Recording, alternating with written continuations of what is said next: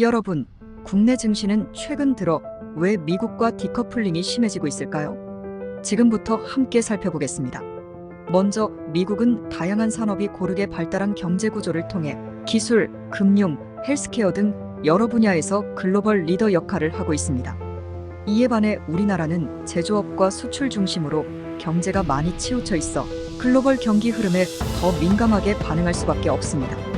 또한 미국은 비교적 정치적 안정성이 높고 시장 친화적인 정책을 지속적으로 추진하고 있지만 우리나라는 금투세와 같이 정책 변화가 자주 발생하여 투자자들에게 불안감을 주고 있죠.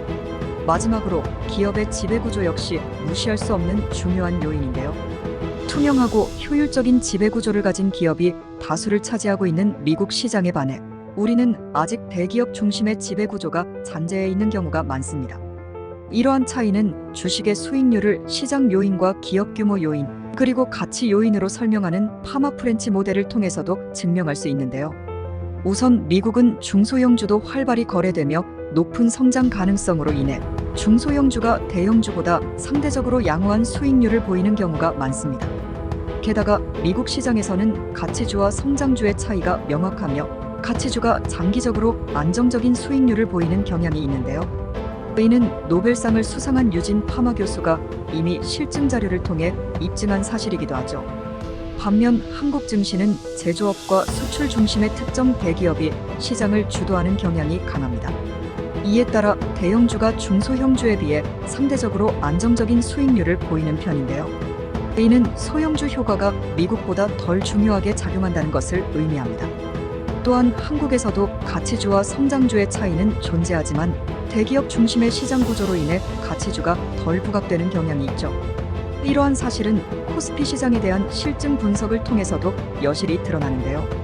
과거 4년간의 자료를 분석한 결과 코스피 소형주들의 평균 수익률은 음수값으로 관측되었고 동기간 가치주들의 수익률 역시 성장주 대비 부진한 마이너스로 측정되었습니다. 이는 소형주보다는 대형주 중심, 그리고 가치주보다는 성장주 위주의 종목들이 상대적인 강세를 나타냈다는 걸 의미하죠. 그래서 파마 프렌치 모형을 통해 대형주이면서 성장주인 종목들을 선별하고 이 종목들에 투자했을 때의 수익률에 대한 시뮬레이션을 수행해봤습니다. 분석 결과 코스피 시장의 경우 총 누적 수익률이 마이너스 22%로 측정되어 미국 시장과 달리 저조한 성과와 극심한 변동성까지 동반한다는 점을 관측할 수 있었습니다.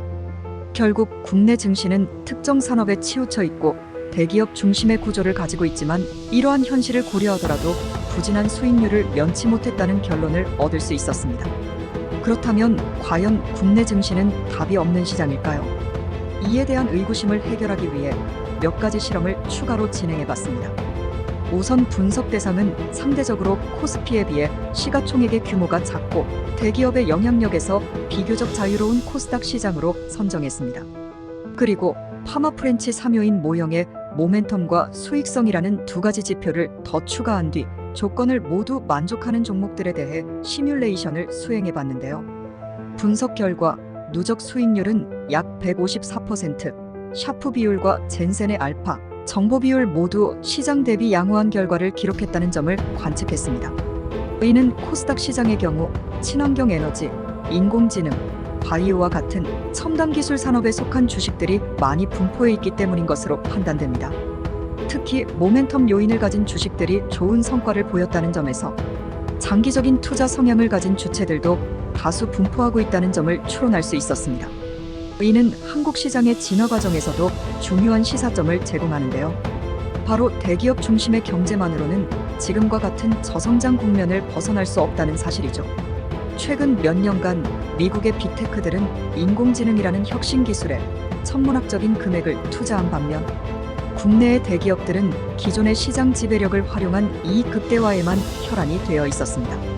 최근 조정 폭이 깊어지고 있는 오만전자만 보더라도 알 수 있는 현실이죠. 그렇다면 이러한 변화 속에서 우리는 어떤 투자 전략을 세워야 할까요?